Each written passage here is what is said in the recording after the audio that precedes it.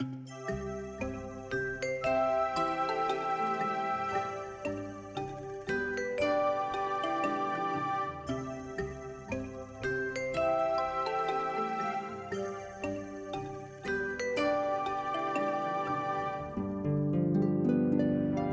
to the marvelous land of Oz. I'm Mardell.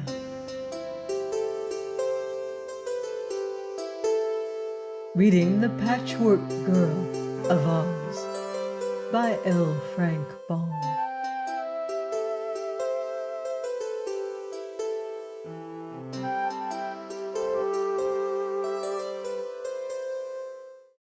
Chapter 5.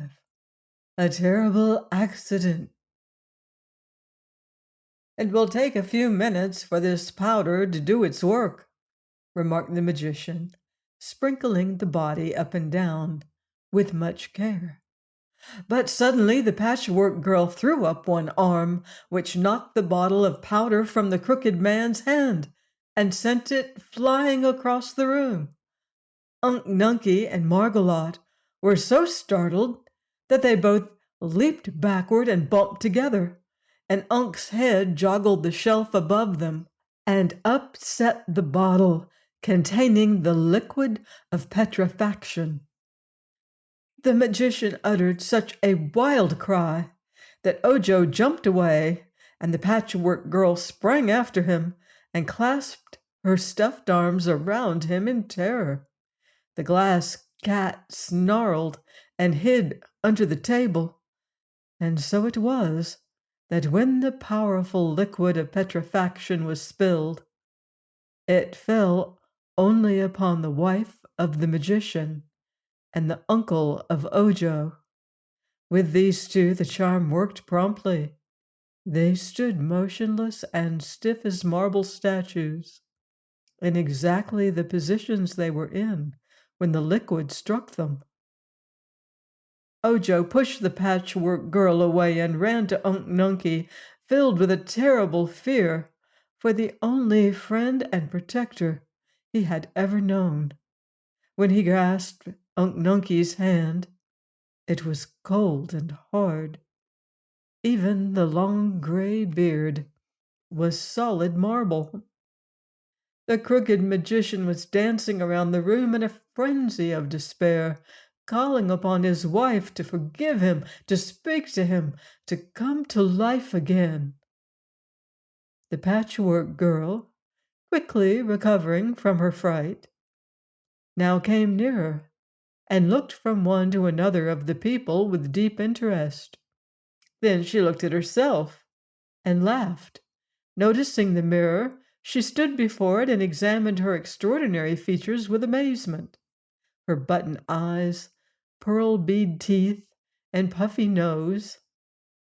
Then, addressing her reflection in the glass, she exclaimed, "Whee! But there's a gaudy dame, makes a paint box blush with shame.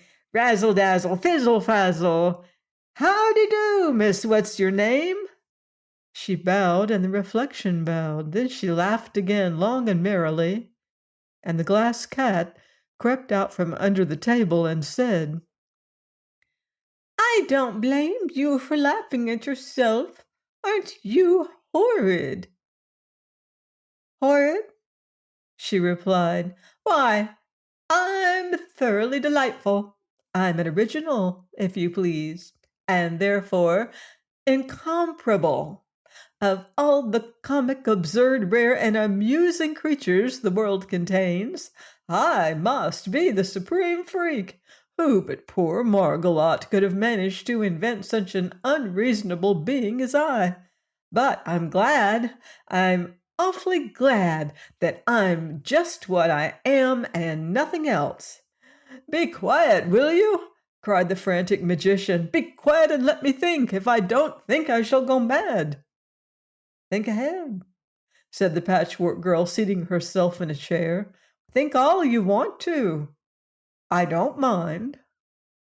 "Gee, but I'm tired of playing that tune," called the phonograph, speaking through its horn in a brazen, scratchy voice. If you don't mind, Pip, old boy, I'll cut it out and take a rest. The magician looked gloomily at the music machine. What dreadful luck! He wailed despondently. The powder of life must have fallen on the phonograph. He went up to it and found that the gold bottle that contained the precious powder had dropped upon the stand and scattered its life-giving grains over the machine. The phonograph was very much alive and began dancing a jig with the legs of the table to which it was attached. And this dance so annoyed Dr. Pip that he kicked the thing into a corner and pushed a bench against it to hold it quiet. You were bad enough before, said the magician resentfully, but a live phonograph is enough to drive every sane person in the land of Oz stark crazy.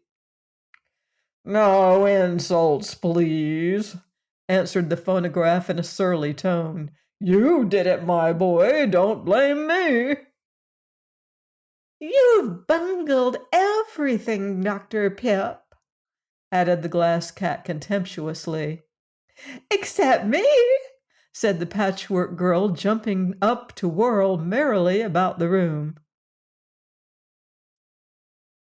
I think, said Ojo, almost ready to cry through grief over Unc Nucky's sad fate. It must be all my fault, in some way. I'm called Ojo the Unlucky, you know. That's nonsense, Kitty, retorted the Patchwork Girl cheerfully. No one can be unlucky who has the intelligence to direct his own actions. The unlucky ones are those who beg for a chance to think, like poor Dr. Pip here. What's the row about anyway, Mr. Magic Maker? The liquid of petrifaction has accidentally fallen upon my dear wife and Unc Nunky and turned them into marble, he sadly replied. Well, why don't you sprinkle some of that powder on them and bring them to life again? Asked the Patchwork Girl. The magician gave a jump. Why, I hadn't thought of that, he joyfully cried, and grabbing up the golden bottle, he ran to Margolotte. Said the Patchwork Girl, Higgledy-piggledy-dee, what fools magicians be! His head's so thick, he can't think quick, so he takes advice from me. Standing upon the bench, for he was so crooked he could not reach the top of his wife's head in any other way, Dr. Pip began shaking the bottle. But not a grain of powder came out. He pulled off the cover, glanced within, and then threw the bottle from him with a wail of despair. Gone! Gone! Every bit gone! He cried. Wasted on that miserable phonograph, when it might have saved my dear wife. Then the magician bowed his head on his crooked arms and began to cry. Ojo was sorry for him. He went up to the sorrowful man and said softly, You can make more powder of life, Dr. Pip. Yes, but it will take me 6 years. 6 long, weary years of stirring 4 kettles with both feet and both hands, was the agonized reply. 6 years, while poor Margolotte stands watching me as a marble image. Can anything else be done? Asked the Patchwork Girl. The magician shook his head. Then he seemed to remember something and looked up. There is one other compound that would destroy the magic spell of the liquid of petrifaction and restore my wife and Unc Nunky to life, said he.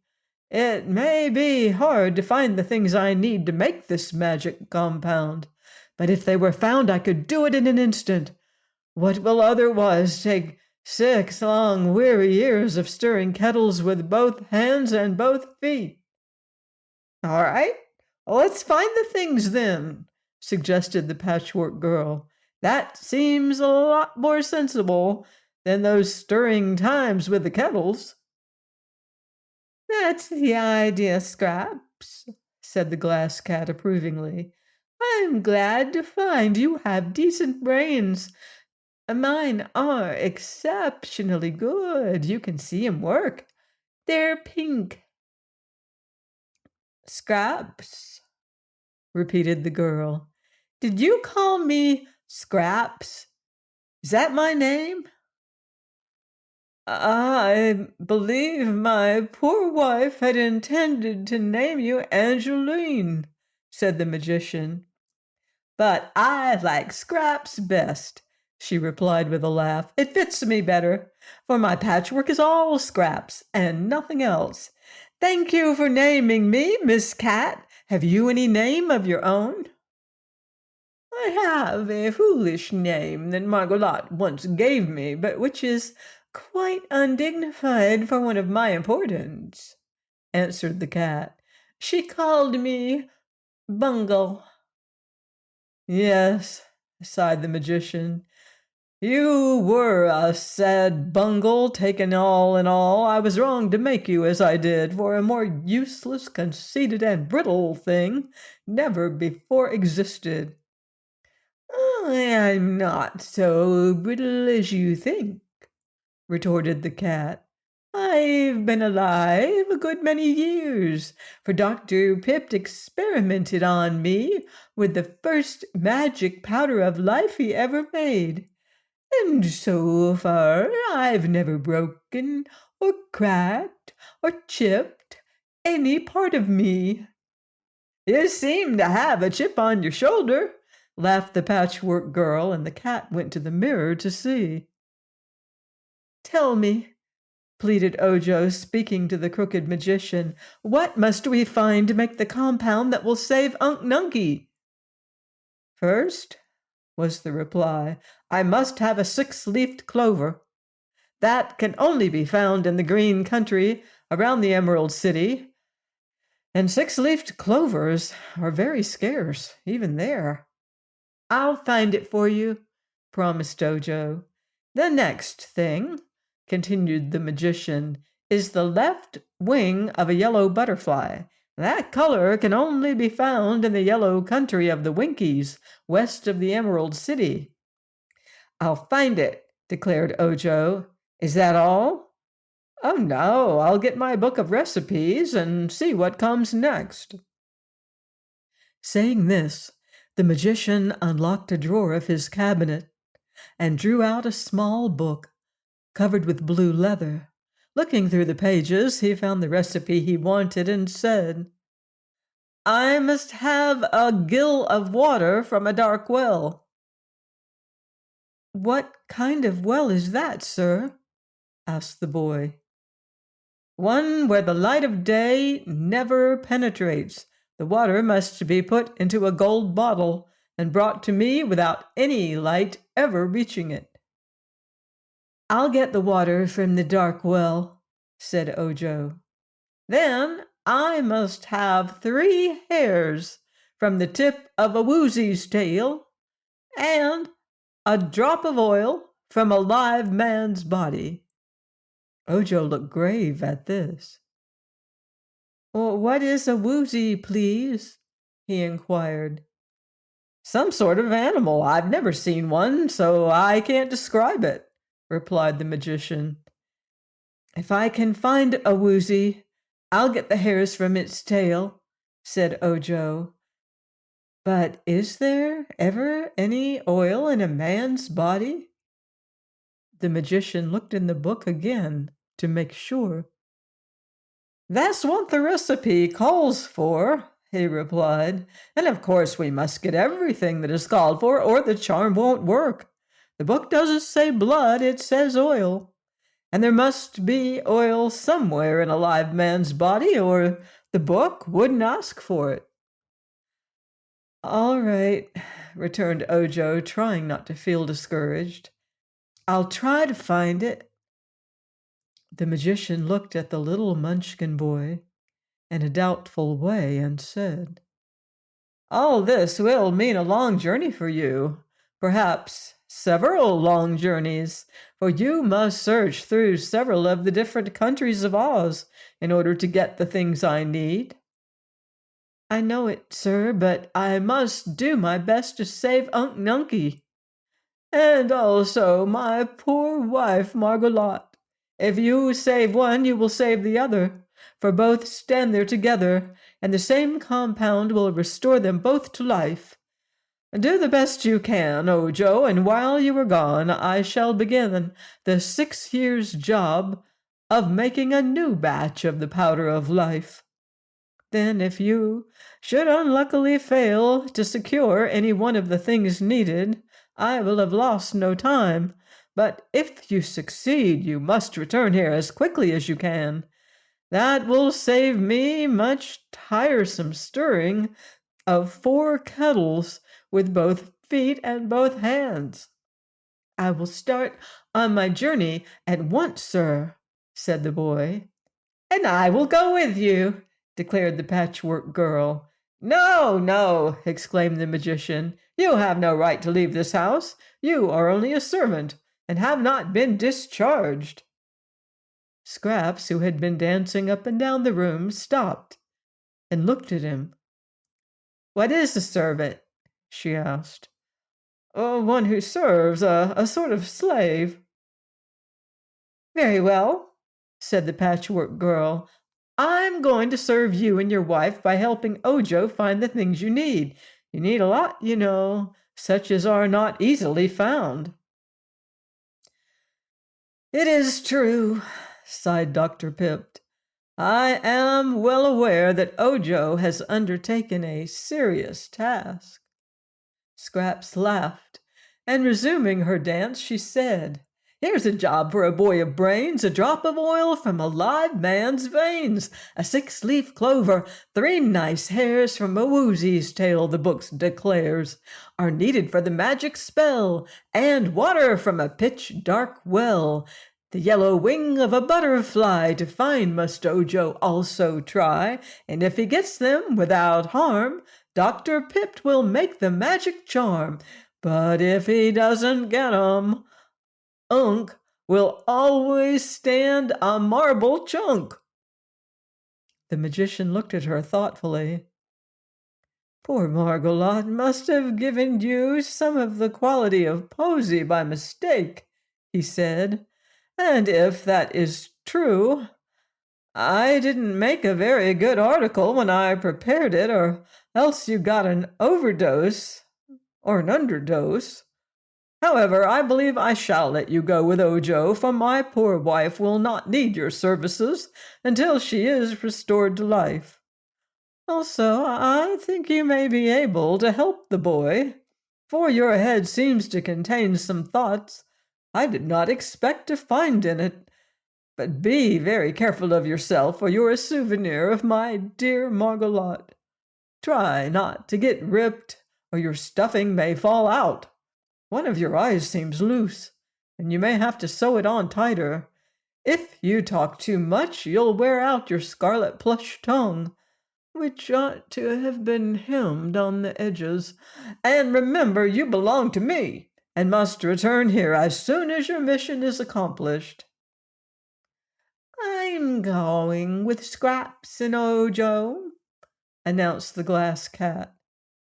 "You can't," said the magician. "Why not? You'd get broken in no time, and you couldn't be a bit of use to the boy and the Patchwork Girl."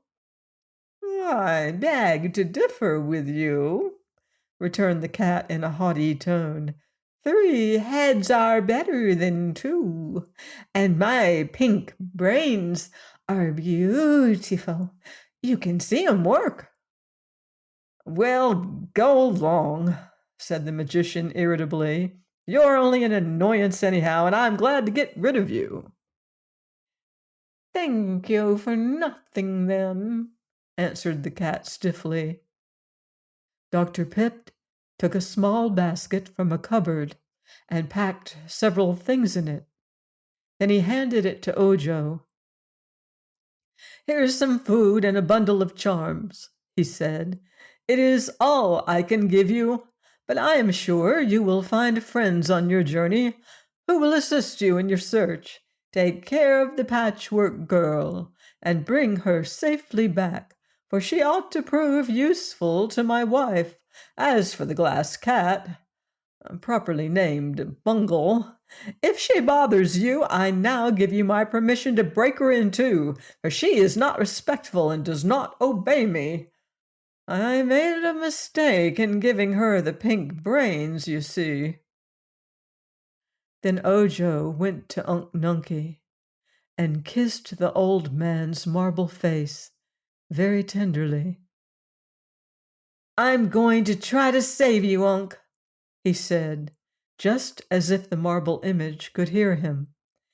And then he shook the crooked hand of the crooked magician, who was already busy hanging the 4 kettles in the fireplace, and picking up his basket, left the house.